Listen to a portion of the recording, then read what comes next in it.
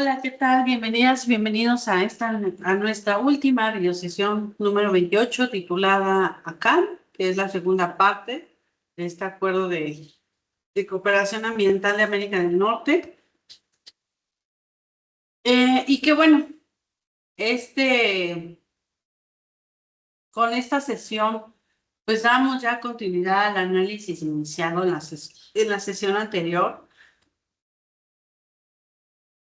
Y al mismo tiempo, bueno, pues ya cerramos el curso de nuestra unidad de aprendizaje. En la primera parte recordarán que revisamos el contexto histórico del Acuerdo de Cooperación Ambiental de América del Norte, conocido como CAN, su relación con el Tratado de Libre Comercio de América del Norte y la importancia de que la apertura comercial entre México, Estados Unidos y Canadá, pues estuviera acompañada de un instrumento de cooperación ambiental. Y en esta sesión pues en esta segunda parte nos concentraremos en el funcionamiento práctico del sistema, es decir, ya no solamente nos preguntaremos qué fue de la CAN, qué fue la CAN o por qué surgió, sino cómo operó institucionalmente, qué papel tuvo la Comisión para la Cooperación Ambiental, cómo se presentaba y tramitaban las peticiones ciudadanas, que son los expedientes de hechos, cuáles han sido algunos casos relevantes y cuál es el balance de este modelo frente al marco actual del tratado entre México, Estados Unidos y Canadá, conocido en México como TEMEC. Y este tema es tiene relevancia porque permite comprender una de las aportaciones más originales del derecho ambiental internacional regional, la posibilidad de que personas, comunidades y organizaciones de la sociedad civil activen un procedimiento internacional no contencioso cuando consideren que un Estado no está aplicando efectivamente su legislación ambiental. La Comisión para la Cooperación Ambiental, o CCA, conocido, continúa vigente bajo el nuevo acuerdo de cooperación ambiental, sucesor del ACAN, y mantiene una función relevante en materia de cooperación, participación pública y aplicación efectiva de la legislación ambiental en América del Norte. El nuevo acuerdo de cooperación ambiental entró en vigor con el TEMEC y sustituyó a la CAN, aunque preservó la continuidad institucional de esta Comisión de Cooperación Ambiental. Y para iniciar esta sesión, conviene recordar que la CAN surgió como un acuerdo paralelo al Telecan. Su creación respondió a una preocupación concreta: evitar que la liberación comercial incentivara una competencia basada en la reducción de estándares ambientales o en la falta de aplicación de leyes ambientales nacionales. En términos sencillos, el ACAN partía de una premisa básica: el comercio regional no debía crecer a costa del deterioro ambiental. Por ello, el acuerdo buscó fortalecer la cooperación entre México, Estados Unidos y Canadá, promover la transparencia, impulsar la participación ciudadana y mejorar la aplicación efectiva de la legislación ambiental. El modelo fue innovador porque no creó un tribunal ambiental regional ni estableció una autoridad supranacional con capacidad directa para sancionar a los estados. En lugar de ello, diseñó un sistema institucional de cooperación, diálogo público, generación de información técnica y presión política mediante transparencia. La Comisión de Cooperación Ambiental quedó integrada desde el modelo original por tres órganos principales, que es el Consejo, recordarán, el Secretariado, eh, el comité consultivo público. Esta estructura permitió combinar la dimensión gubernamental, la dimensión técnica administrativa y la dimensión de participación social. Esta arquitectura institucional, pues sí es relevante porque muestra que la CAM no se limitó a formular principios generales, también creó mecanismos de operación concreta. En pocas palabras, el acuerdo intentó convertir la cooperación ambiental en una práctica institucional permanente. La Comisión para la Cooperación Ambiental, la que hemos estado hablando, puede entenderse como este eje institucional del sistema ambiental de América del Norte. Su función no consiste en reemplazar a las autoridades ambientales nacionales, sino en facilitar la cooperación, promover la información técnica, generar espacios de diálogo y administrar ciertos mecanismos de participación pública. Actualmente, la comisión se presenta como un organismo que realiza investigación, aporta herramientas, desarrolla información, ofrece recursos de capacitación y facilita la participación ciudadana en cuestiones ambientales de alcance regional. Sus áreas de trabajo abarcan temas como aplicación de la legislación ambiental, contaminantes, ecosistemas, cambio climático, justicia ambiental, asuntos indígenas, participación juvenil y de vida sustentable. Desde el punto de vista institucional, la comisión opera mediante tres órganos principales. Recordaremos que pues, son el Consejo, integrado por representantes eh, este, de alto nivel de los tres estados. En el esquema actual, el Consejo conserva funciones de dirección política, aprobación de prioridades estratégicas, supervisión del secretariado, aprobación del presupuesto y orientación general de las actividades de cooperación. Bajo el acuerdo de cooperación ambiental vigente, el Consejo también puede proporcionar instrucciones al secretariado respecto a de la elaboración y publicación de expedientes de hechos. El segundo órgano es el secretariado con sede en Montreal. Este órgano pues cumple funciones técnicas, administrativas y operativas. En el marco de las peticiones ciudadanas, el secretariado tiene una función especialmente importante porque revisa las peticiones, analiza si cumple los requisitos aplicables, solicita respuesta a la parte señalada cuando procede y puede recomendar la elaboración de un expediente de hechos.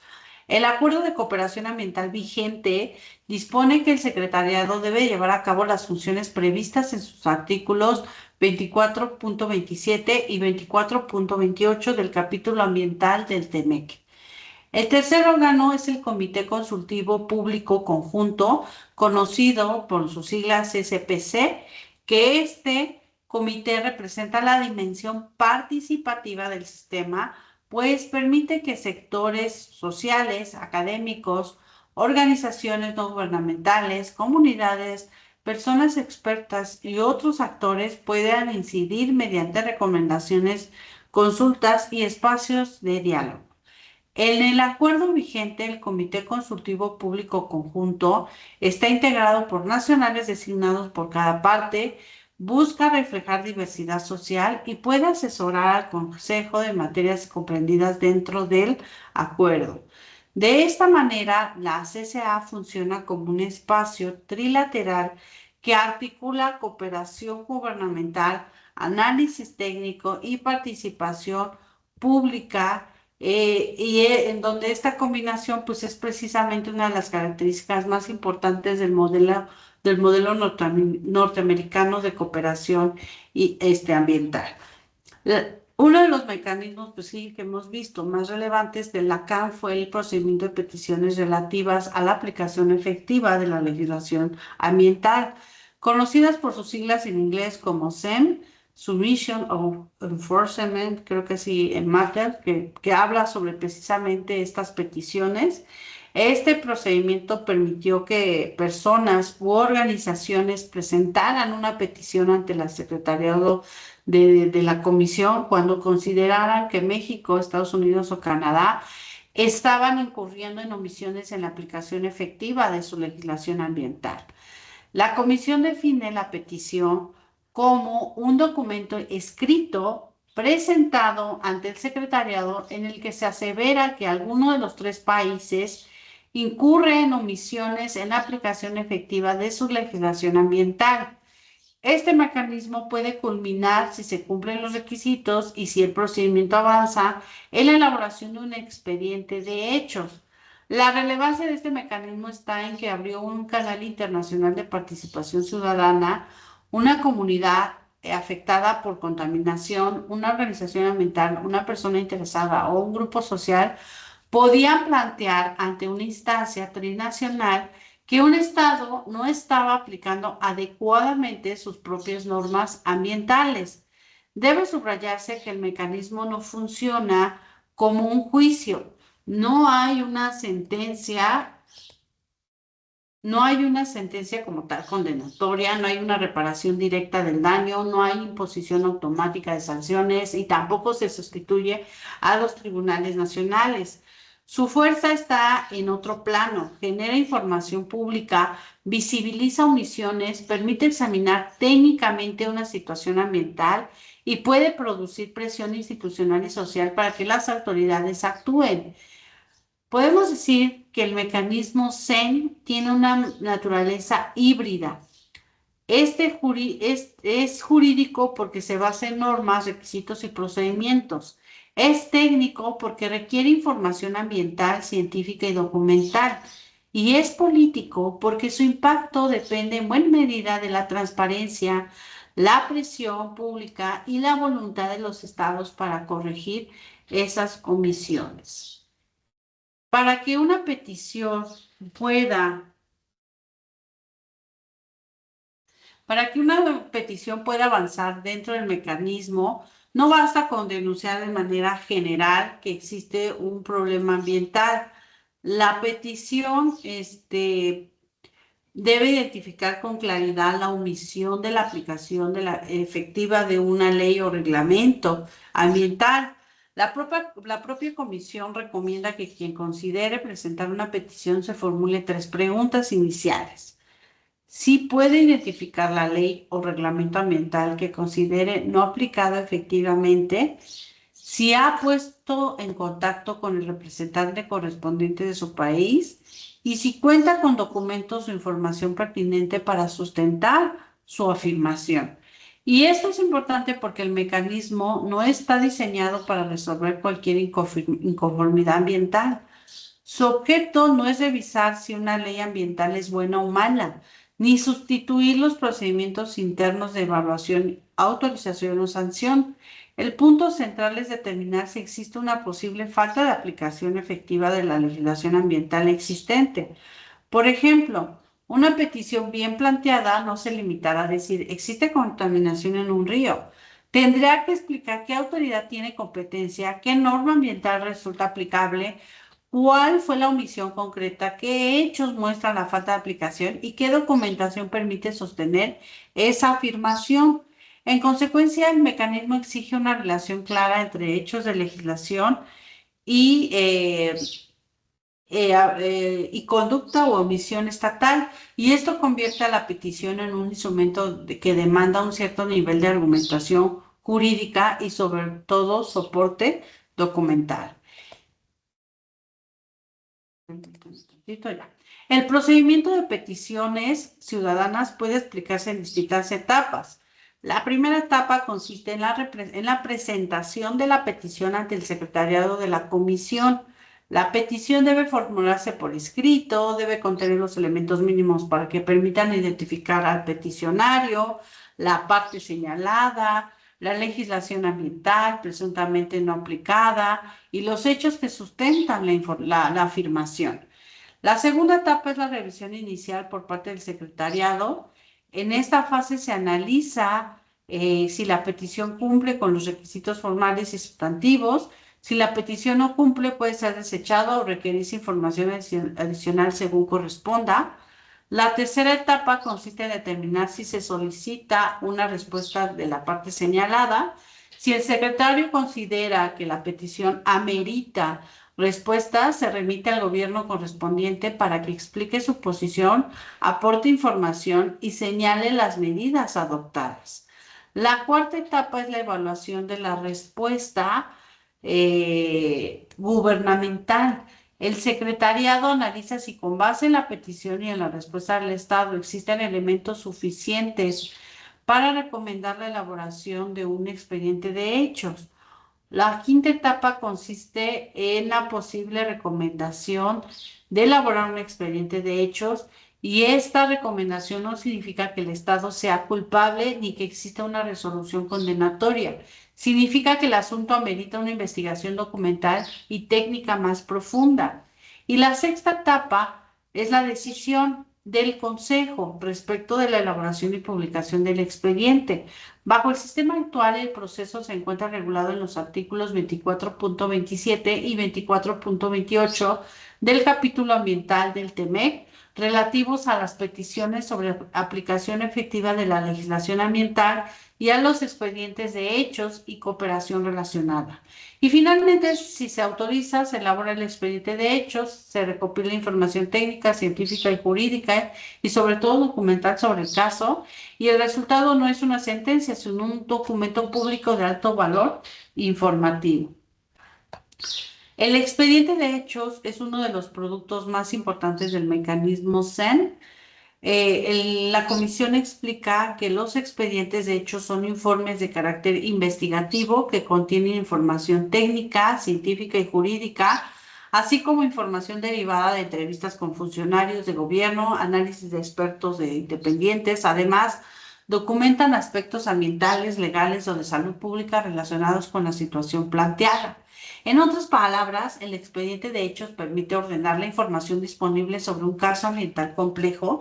Su objetivo no es imponer una sanción, sino ofrecer una base objetiva para que la ciudadanía, las autoridades, la academia, las organizaciones sociales y otros actores puedan comprender qué ocurrió, qué normas estaban involucradas, qué actuaciones u omisiones se identificaron y cuál fue el contexto ambiental del asunto. Desde la perspectiva del derecho ambiental internacional, esto pues sí es relevante porque muchas veces los conflictos ambientales se caracterizan por asimetrías de información. Las comunidades afectadas no siempre tienen acceso a estudios técnicos, resoluciones administrativas, dictámenes o información oficial. El expediente de hechos ayuda a reducir esa asimetría.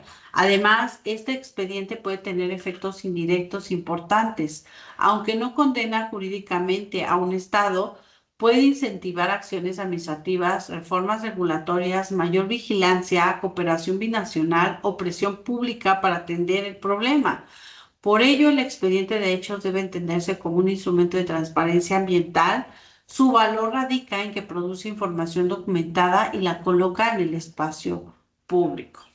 Y uno de los casos más representativos dentro del mecanismo CEN es el caso Cozumel.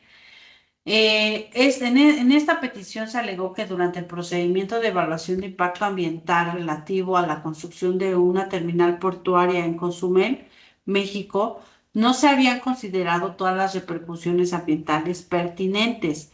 El caso fue especialmente relevante porque dio lugar al primer expediente de hechos publicado por el secretariado dentro del mecanismo CEN.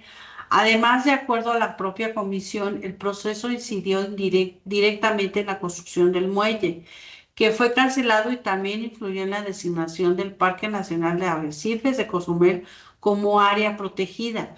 Este caso permite observar varias cuestiones. Primero, muestra la importancia de la evaluación del impacto ambiental como instrumento preventivo. Segundo, evidencia la tensión entre desarrollo turístico, infraestructura portuaria y conservación de ecosistemas marinos.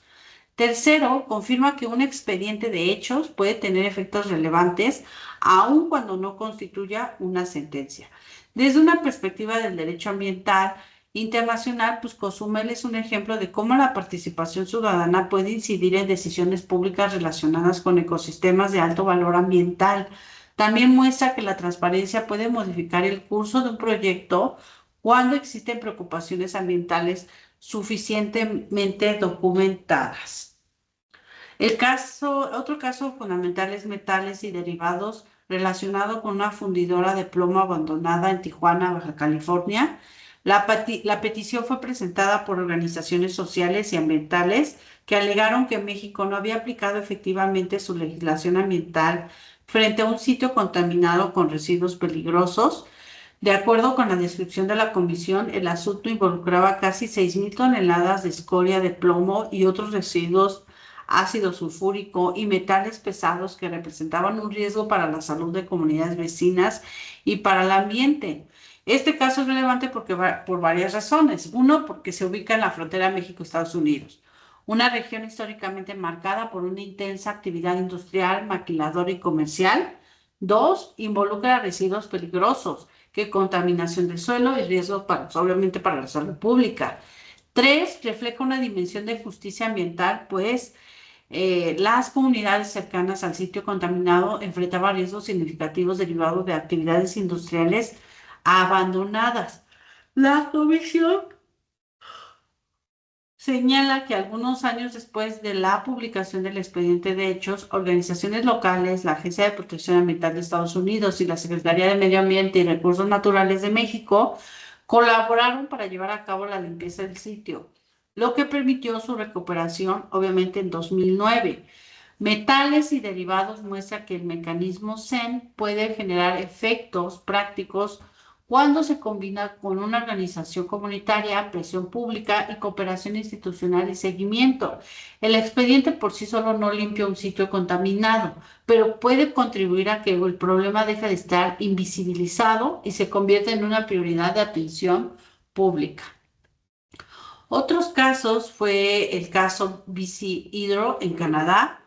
Permite observar otra dimensión del mecanismo, la relación entre infraestructura energética y la conservación ambiental. En este asunto, los peticionarios afirmaron que el gobierno de Canadá no estaba asegurando adecuadamente la protección de peces y hábitats acuáticos frente a los daños ambientales continuos ocasionados por las presas hidroeléctricas de Columbia Británica. De acuerdo con la comisión, la publicación del expediente de hechos contribuyó a mejorar procedimientos de participación ciudadana en la evaluación ambiental, permitió una planificación más detallada del uso del agua y favoreció acciones de conservación de peces. En este caso, muestra que los conflictos ambientales no siempre se presentan como contaminación industrial evidente. También pueden surgir de la operación de una infraestructura considerada estratégica como la generación hidroeléctrica.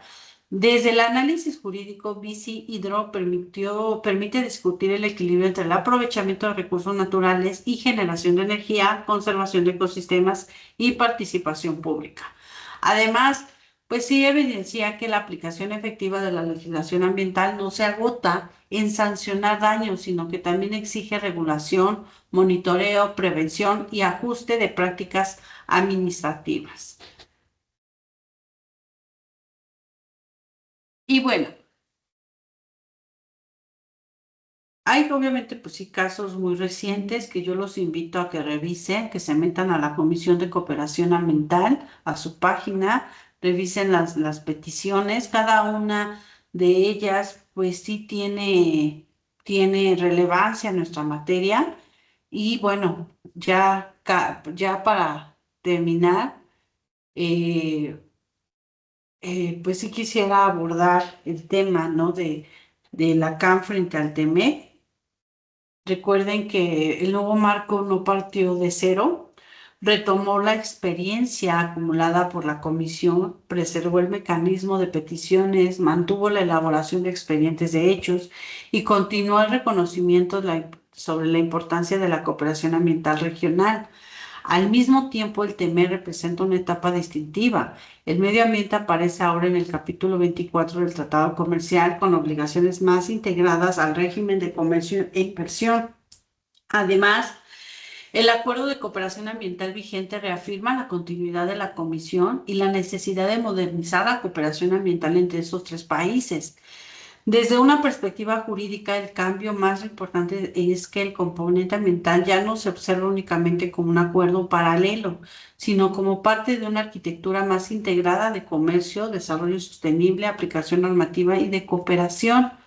No obstante, el nuevo marco también presenta retos y uno de ellos es garantizar que la dimensión ambiental no queda subordinada a la lógica comercial. Otro reto es asegurar que las peticiones ciudadanas sigan siendo accesibles para las comunidades y organizaciones sociales. Otro reto es fortalecer los efectos de seguimiento, los expedientes de hechos para que la información producida no quede sin consecuencias prácticas. En este sentido, el TEME puede ser visto como una oportunidad y también como una prueba. Es una oportunidad porque permite fortalecer la aplicación efectiva de la legislación ambiental dentro de un tratado comercial de gran relevancia económica. Pero también es una prueba porque su eficacia dependerá de la voluntad de los estados, de la vigilancia ciudadana, de la independencia técnica de la Comisión y de la capacidad de convertir información en acciones concretas. Y con esta sesión cerramos el estudio de la CAN y al mismo tiempo concluimos el recorrido general de nuestra unidad de aprendizaje, que a lo largo del curso hemos analizado distintos instrumentos, instituciones, principios y mecanismos del derecho ambiental internacional. Hemos visto que esta rama del derecho no se limita a declaraciones generales de buena voluntad, sino que se construye mediante tratados, organizaciones, tribunales, mecanismos de cooperación, procedimientos de participación pública, informes técnicos y prácticas institucionales. El ACAN y la Comisión nos permite observar una dimensión muy concreta del derecho ambiental internacional, que es la gobernanza ambiental regional. Y en este modelo los estados conservan su soberanía normativa, pero aceptan someter ciertas omisiones ambientales al escrutinio público internacional. Las personas y organizaciones no sustituyen a las autoridades, pero sí pueden activar mecanismos de revisión.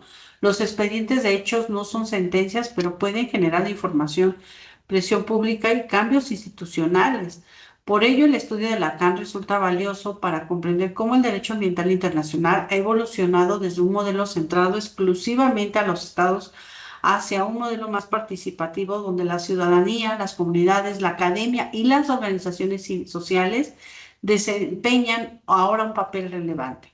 Y el balance final es claro.